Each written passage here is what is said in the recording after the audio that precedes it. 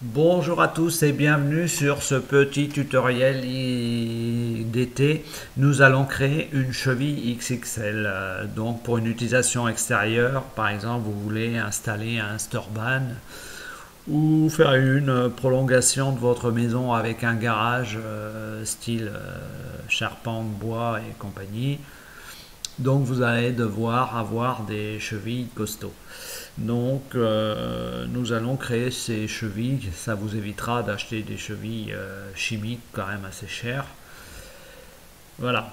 Donc nous sur notre maison, la plupart des murs sont faits avec du parpaing. Et le parpaing est en standard, c'est du 50 cm de long, 20 cm de large et on a 20 mm d'épaisseur de cloison.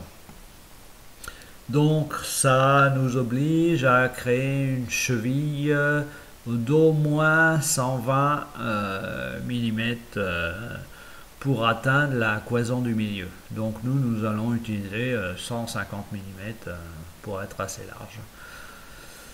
Et pouvoir cheviller tranquille.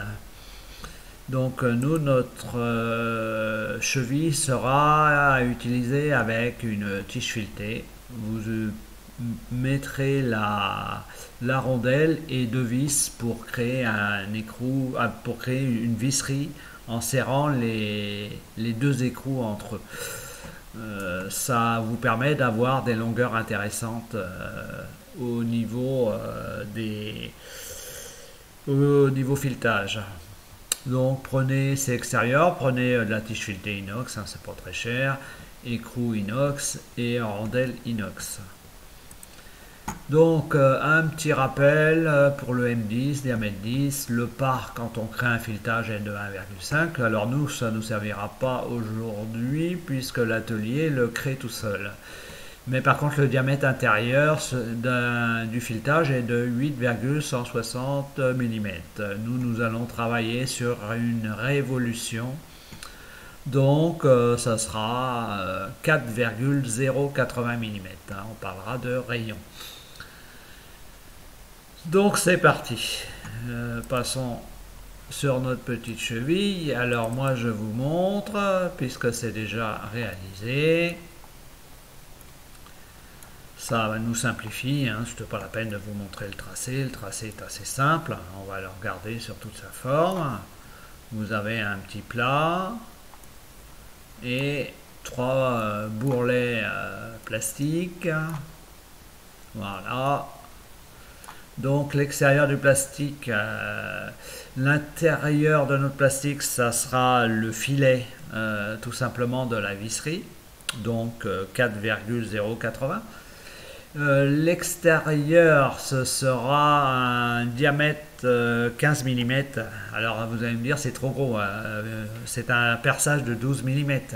Sauf que non, nous on va créer une rainure pour nous permettre de se rétracter au moment de le passer dans le trou et avoir de la matière au niveau plastique.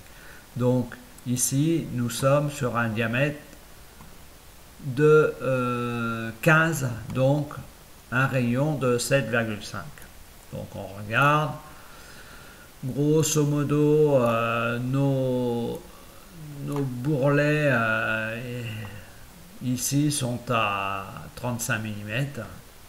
Nous avons une longueur de cheville de 150 mm. Donc on a parlé de nos 7,5 mm sur plastique extérieur. Et là, sur une hauteur de 5 mm, nous avons un diamètre 12. Ici, nous finissons par un diamètre 12. Voilà, c'est important.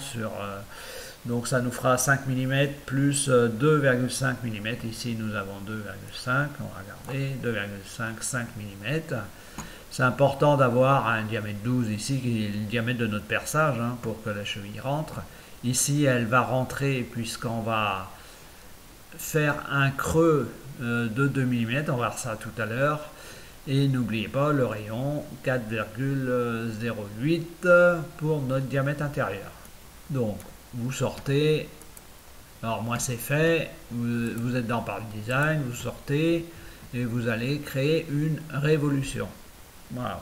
Donc ça, vous savez faire. Axe X, Z, vous créez votre profil, hein, comme je viens de le vous montrer, et vous créez la révolution autour de l'axe Z, et vous avez la forme de votre cheville. Voilà. Et quand ça c'est fait, vous allez prendre la révolution, aller dans apparence et créer de la transparence. Vous vous placez à 50 parce que c'est toujours mieux d'avoir de la transparence pour travailler. Donc cette transparence n'est qu'une représentation. Et donc maintenant, nous allons créer notre filetage. Voilà, notre cheville est réalisée. Vous prenez le cercle, vous allez dans l'atelier Fastener, vous prenez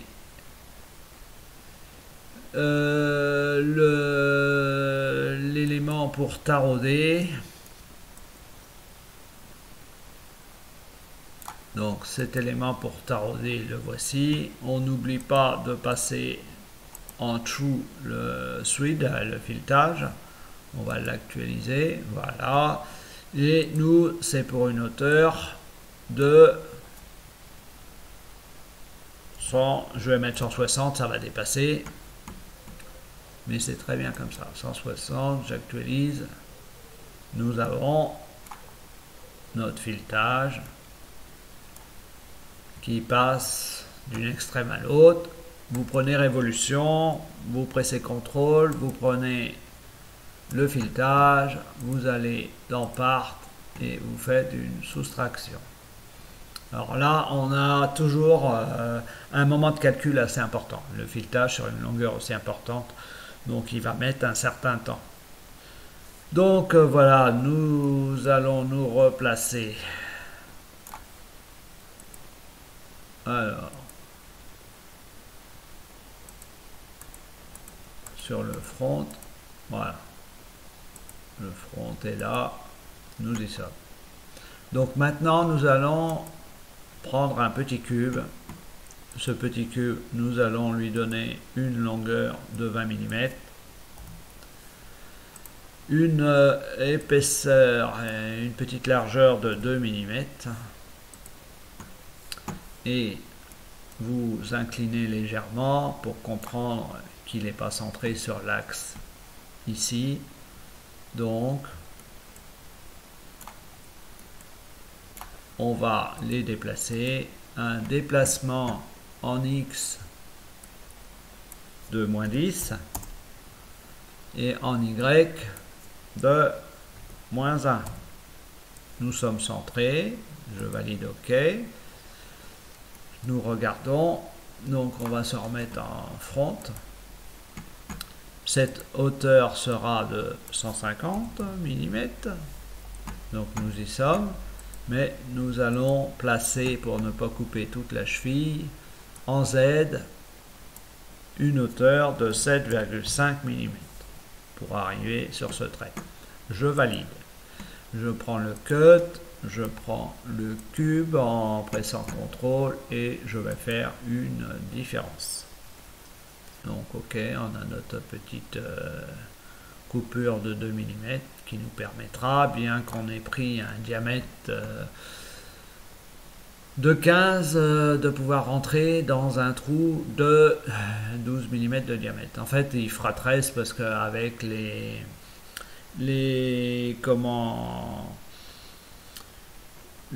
mèches à parpaing, il y a une érosion de 1 mm en gros qui se fait au moment du perçage. Donc, on reprend un cube. Ce cube, on va lui donner toujours une cote de 20 mm, une épaisseur de 2 mm.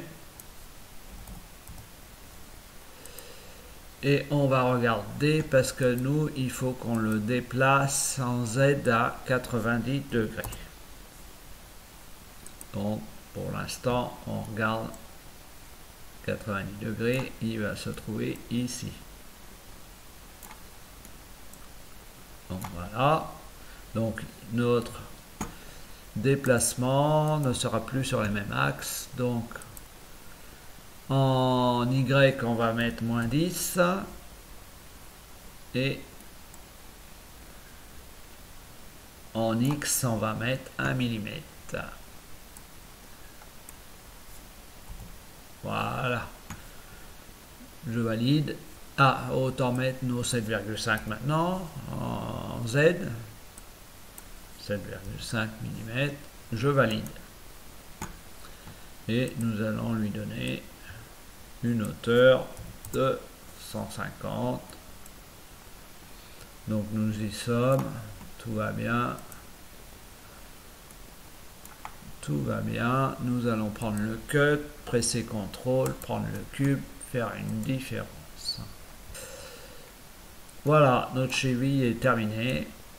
Nous regardons. Voilà, elle va entrer facilement. Il restera qu'à allonger avec notre visserie et c'est parfait. Bien, je vous remercie. Alors, c'était un peu plus long pour le calcul du filetage, mais voilà, c'était un petit tuto sympa, tuto d'été, on se prend pas la tête, c'est facile à réaliser et c'est toujours utile. Donc un petit pouce pour m'encourager et je vous dis à la prochaine.